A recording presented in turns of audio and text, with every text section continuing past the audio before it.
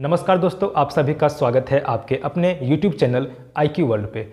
दोस्तों, आज हम आप लोगों के लिए लेकर के आए हैं बिहार दरोगा की जो बुक लिस्ट है, मिनिमम बुक लिस्ट। मैं आपको मिनिमम बुक लिस्ट बताऊंगा। उस बुक को करने के बाद आपकी जो तैयारी है बिहार दरोगा के लिए सफिशिएंट हो जाएगी। और बिहार दरोगा आप जो इस बार अपकमिंग 2023 में जो वैकेंसी आने वाली है दरोगा की वैकेंसी, तो लगभग 4000 पोस्ट के करीब बिहार दरोगा की सीट आएगी, जो कि बहुत ही ज़्यादा यहाँ पर आप लोगों के लिए गोल्डन चांस होने वाला है। और दोस्तों, अगर आप पिछले बार कुछ नंबर से छट गए थे या अगर आप इस बार तैयारी स्टार्ट करने वाले हैं और फर्स्ट टाइम एग्ज़ाम देने वाले हैं, तो आपके लिए जो ये वीडियो है काफ़ी महत्वपूर्ण होने वाला है। दोस्तों, इसमें मैं आपको बताऊंगा कि आपको क्या बुक्स पढ़ने चाहिए जिससे कि प्रीलिम्स एग्ज़ाम जो है आपका आसानी से क्रैक हो जाए। प्रीलिम्स क्रैक होगा तभी आप मेंस दे पाएंगे। तो प्रीलिम्स क्रैक हो जाए ऐसी मैं आपको रणनीति बताने वाला हूं, आज स्ट्रेटजी बताने वाला हूं। और उस स्ट्रेटजी को अगर आप फॉलो करते हैं, 2 महीना तक फॉलो करते हैं, तो आपकी तैयारी जो है काफ़ी हद तक आपकी तैयारी हो जाएगी। तो मैं आपको बुक लिस्ट 2-3 रिकमेंड करूंगा, आप उसको 100% ले लीजिए और उसका अध्ययन जो है सो चालू कर दीजिएगा अभी से। और मैं आपको बताऊंगा कि अध्ययन भी कैसे करना है और भी बहुत बातें होंगी। तो सबसे पहले तो आप लोगों को पता होना चाहिए कि प्री का सिलेबस यानी कि एग्ज़ाम पैटर्न जो है दरोगा का वो क्या है। तो देखिए दोस्तों, दरोगा का जो एग्ज़ाम पैटर्न है, लिखित परीक्षा 3 होती है। एक तो आपको प्री होगा, प्री में 20 गुना रिजल्ट दिया जाएगा। जैसे मान लीजिए 1000 सीट है तो प्री में 20,000 लड़कों का सिलेक्शन किया जाएगा। उसके बाद सभी 20,000 का मेंस होगा। और मेंस 2 पेपर होंगे मेंस में, एक हिंदी का होगा और दूसरा जीएस सेक्शन होगा। तो हिंदी सेक्शन में 100 क्वेश्चन होंगे और हिंदी सेक्शन में आपके 100 क्वेश्चन जो होंगे क्वालिफाइंग नेचर के होंगे। आपको हिंदी क्वालिफाई करना, अगर हिंदी क्वालिफाई नहीं करते हैं तो जीएस का आप पेपर जो है सो चेक ही नहीं किया जाएगा। तो हिंदी आपको क्वालिफाई करना है और काफ़ी आसान हिंदी क्वेश्चन पूछ जाते हैं, आपको हिंदी अलग से पढ़ने की ज़रूरत नहीं है। अगर आपका काफ़ी कमज़ोर हिंदी व्याकरण और भी काफ़ी कमज़ोर है तो आप थोड़ा सा उसके लिए पढ़ सकते हैं। लेकिन अगर आपका एवरेज हिंदी है, हिंदी मीडियम छात्रों का जो हिंदी है वो अच्छा रहता ही है, तो हिंदी के लिए आपको टेंशन लेने की ज़रूरत नहीं है। फिर उसके बाद आपका जीएस सेक्शन होगा। जीएस सेक्शन में भी 100 क्वेश्चन 200 नंबर के होते हैं। और फिर जो मेंस का जो जीएस सेक्शन है उसमें जितना नंबर आप लाइएगा उसी के आधार पर आपका मेरिट तैयार होता है। और जीएस जो मेंस का जीएस पेपर है उसमें 6 गुना सिलेक्शन लिया जाता है। मान लीजिए 1000 सीट के लिए 20,000 लड़कों का सिलेक्शन प्री में हुआ था, तो मेंस में आपका 20 से 6000 पर आ जाएगा। और फिर आपका जो तीसरा जो एग्ज़ाम का जो लेवल है वो पीटी का है, फिजिकल एफिशिएंसी टेस्ट, जिसमें कि रनिंग होता है, उसके बाद मेडिकल ये सब होता है। तो उसमें आपको 6 गुना सिलेक्शन मेंस में पीईटी के लिए होता है। तो पीईटी के बाद आपका जो फाइनल मेरिट तैयार होता है, जो कि जो मेंस का जीएस पेपर था उसके मार्क्स के आधार पर आपका फाइनल मेरिट तैयार होता है। तो आपने मोटा मोटी पैटर्न देख लिया एग्ज़ाम का। उसके बाद हम लोग बात करेंगे कि जीएस जो मेंस का जीएस पेपर है उसमें क्या क्या क्वेश्चन आते हैं। उसमें देखिए दोस्तों, आपका जीके आएगा, जनरल नॉलेज आएगा, जनरल साइंस आएगा, उसके बाद आपका मैथ आएगा और रीजनिंग आएगा और करंट आएगा, ठीक है। लेकिन प्रीलिम्स में आपका मैथ रीजनिंग नहीं आता है, आपका कुछ 2-4 साइंस रहता है। उसके बाद जीके जीएस आपका पूरा भरा हुआ रहता है प्रीलिम्स में।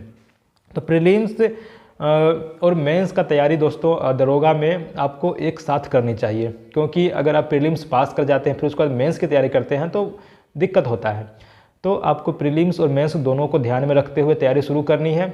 आपको GK GS math reasoning science और करंट सबको साथ में लेकर के चलना है। तो मैं इसी प्रकार आप लोगों को बुक लिस्ट बताने वाला हूँ, मिनिमम बुक लिस्ट बताऊँगा। ज़्यादा बुक पढ़ने की ज़रूरत नहीं है दरोगा के लिए। जो भी बुक पढ़िए आप लोग ध्यान से पढ़िए, बार बार पढ़िए उसी बुक को और डीपली उसको गहराई से अध्ययन कीजिए और याद करने का प्रयास कीजिए, ठीक है। तो चलिए बुक लिस्ट स्टार्ट करते हैं। सबसे पहले मैं आपको रिकमेंड करूंगा, देखिए लूसेंट का जो सामान्य ज्ञान है इसको आप लोग अंडर एस्टिमेट कर देते हैं। लूसेंट छोड़ करके क्राउन पढ़ने लगते हैं, लूसेंट छोड़ करके एनसीईआरटी सार संग्रह पढ़ने लगते हैं। तो ऐसा नहीं करना है, आपको लूसेंट को ही गहन अध्ययन करना है, अच्छे ढंग से करना है। क्योंकि अधिकतर लोगों का जो लूसेंट बोलते हैं कि समझ में नहीं आता है, याद नहीं होता है। तो दोस्तों जितना बार पढ़िएगा आपको लूसेंट याद होता चला जाएगा। और एक बार अगर लूसेंट याद हो जाता है तो आपको कोई भी बुक उठाइएगा, क्राउन उठा लीजिए, सार संग्रह उठा लीजिए, घटना चक्र उठा लीजिए, सभी का क्वेश्चन आपको सॉल्व होने लगेगा। लूसेंट आपको पढ़ना है और लूसेंट में देखिए टोटल लगभग में 400 पेज हैं और आपको 2 महीने का टारगेट लेके चलना है। अभी से 2 महीने में एक बार पूरा सिलेबस जो है दरोगा का आपको ख़त्म करना है। 2 महीने में आपको दरोगा का पूरा सिलेबस पीटी और मेंस का आपको एक बार करना है। तो मान लीजिए 3 से 4 महीने एग्जाम के बचते हैं तो आपको 2 बार सिलेबस ख़त्म होगा तो आपका जो है ना जो भी है कंठस्थ हो जाएगा।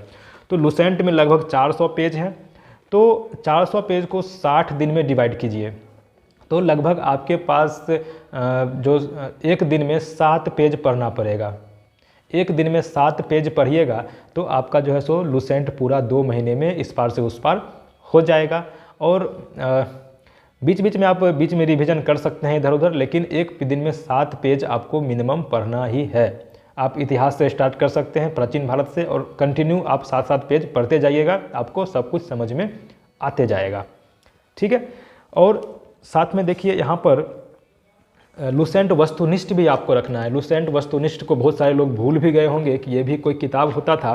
तो लूसेंट जो वस्तुनिष्ठ है ये भी काफ़ी इम्पोर्टेंट बुक है। जो क्वेश्चन आपको कहीं नहीं मिलेगा वो लूसेंट वस्तुनिष्ठ में ज़रूर मिल जाता है। और दरोगा का प्रीवियस ईयर क्वेश्चन देखिएगा तो और इस बुक को देखिएगा तो लगेगा कि डायरेक्ट इससे क्वेश्चन जो है दरोगा के एग्ज़ाम में आ जाते हैं। तो इसमें लगभग 600 पेज है और 600 पेज को 60 दिन में डिवाइड कीजिएगा तो 10 पेज आपको एक दिन में पढ़ना पड़ेगा। और 10 पेज आराम से पढ़ सकते हैं क्योंकि ऑब्जेक्टिव टाइप देखिए यहाँ पर लूसेंट वस्तुनिष्ठ में ऑब्जेक्टिव क्वेश्चन है।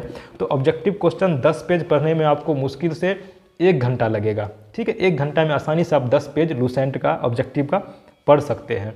तो मैंने दोनों बुक रिकमेंड किया आपको, लूसेंट एसपीडी और लूसेंट डिस्क्रिप्टिव और लूसेंट ऑब्जेक्टिव। तो दोनों आप यहाँ पर पढ़ लीजिएगा। और दोनों पढ़ने के बाद आप इसको भी नहीं छोड़ना है, आपको इसको एसपीडी जो रेलवे का सामान्य अध्ययन है ये भी पढ़ना है, क्योंकि कुछ कुछ क्वेश्चंस ऐसे होते हैं जो लूसेंट में आपको नहीं मिलते हैं। एग्जाम में आते हैं लेकिन लूसेंट में नहीं रहता है, तो वो क्वेश्चन आपको यहाँ से कवर होगा।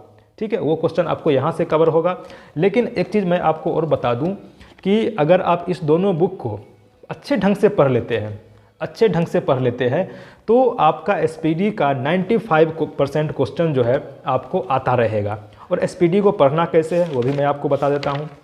जैसे इसमें लगभग 300 पेज है तो आपको एक दिन में 4 से 5 पेज, 4 पेज 3 पेज जितना, मतलब ये दोनों पढ़ने के बाद अगर आपका मन उब जाता है, ये दोनों पढ़ने के बाद आपको रिलैक्स चाहिए होगा, तो आप जो है गाना सुनने के बजाय, मूवी देखने के बजाय एसपीडी का 2-3 पेज पढ़ लीजिएगा तो आपका एसपीडी आपको पता भी नहीं चलेगा और एसपीडी पूरा आपका ख़त्म हो जाएगा। और पढ़ना कैसे है ये बता दूं। जैसे आप देखिए मैं कैसे पढ़ता हूँ वो देखिए। जैसे देखिए मैं इसी पेज का एग्जांपल ले लेता हूँ। जैसे आप देख रहे होंगे कुछ कुछ क्वेश्चन हैं जिसमें टिक लगा हुआ है। जैसे देखिए कुछ कुछ क्वेश्चन है जिसमें टिक लगा हुआ है।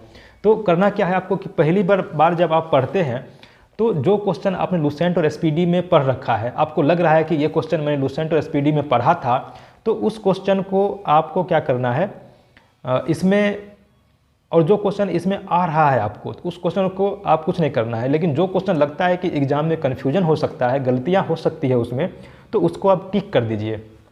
तो इससे होगा क्या कि दोबारा जैसे ही पढ़िएगा इसको तो दोबारा में आपको केवल और केवल टिक जो किया हुआ क्वेश्चन है उसी को पढ़ना पड़ेगा, तो आपका समय कम लगेगा और आसानी से दोबारा रिवीजन एग्जाम के समय भी फटाफट रिवीजन कर सकते हैं।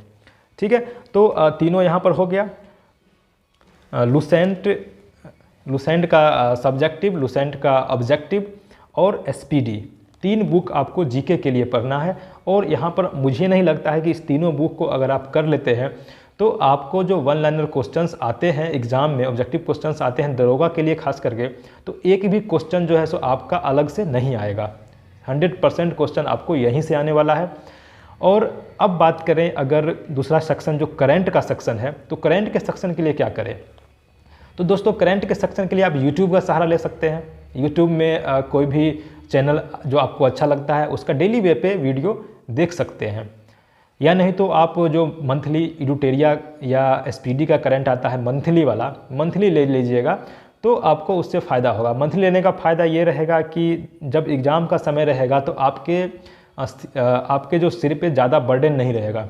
आपने मंथली पढ़ा है तो आपको ज़्यादा उसकी टेंशन नहीं लेना रहेगा। इसमें जो है बस आप इसको उस समय में रिवीजन करेंगे। करंट के लिए थोड़ा बहुत ध्यान देना पड़ेगा। अगर आप मंथली करंट अफेयर पढ़ रहे हैं अभी से तो आपको अभी से ध्यान देने की ज़रूरत है। मैथ और रीजनिंग कहाँ से करें, मेंस के लिए, मैं मेंस के लिए बता रहा हूँ। मैथ और रीजनिंग कहाँ से करें, तो दोस्तों मैथ और रीजनिंग के लिए जो अब मेंस में पूछा जाता है तो उसके लिए आप सेट प्रैक्टिस कीजिएगा। एडुटेरिया का, चाहे प्लेटफॉर्म का, चाहे किरण का, किसी भी का आप सेट ले लीजिए जो प्रीवियस ईयर क्वेश्चन हो या प्रैक्टिस सेट हो तो वो ले लीजिए और उससे जो है सो आप लोग सेट प्रैक्टिस कीजिए। मैथ रीजनिंग का कीजिए प्रैक्टिस, क्योंकि ज़्यादा मैथ रीजनिंग नहीं आता है इसमें। आपको जीके, जीएस और करंट, साइंस ये सब अगर अच्छा हो जाता है तो मैथ रीजनिंग थोड़ा सा एवरेज भी रहेगा तो चल जाता है काम। तो मैथ रीजनिंग आपको सेट प्रैक्टिस से हो जाएगा। अगर आप सेट प्रैक्टिस से मैथ रीजनिंग आपको नहीं आ रहा है, जीरो से स्टार्ट करना चाहते हैं तो बुक ले सकते हैं, एसपीडी का बुक ले सकते हैं रीजनिंग के लिए, मास्टर रीजनिंग ले सकते हैं या कोई भी ले सकते हैं रीजनिंग का बुक जो अच्छा आपको लगे मार्केट में देख करके। और मैथ के लिए यूथ कंपटीशन का मैथ ले सकते हैं, चाहे आर.एस. अग्रवाल बना सकते हैं सीखने के लिए, ठीक है। लेकिन सेट प्रैक्टिस करना काफ़ी बेहतर रहेगा। अगर आप इतना कर लेते हैं तो आपका सिलेक्शन 100% होना तय है। तो दोस्तों बेस्ट ऑफ लक, आगे आप तैयारी ज़रूर चालू कर दीजिए। बाय बाय, टेक केयर, और चैनल को सब्सक्राइब करना ना भूलें।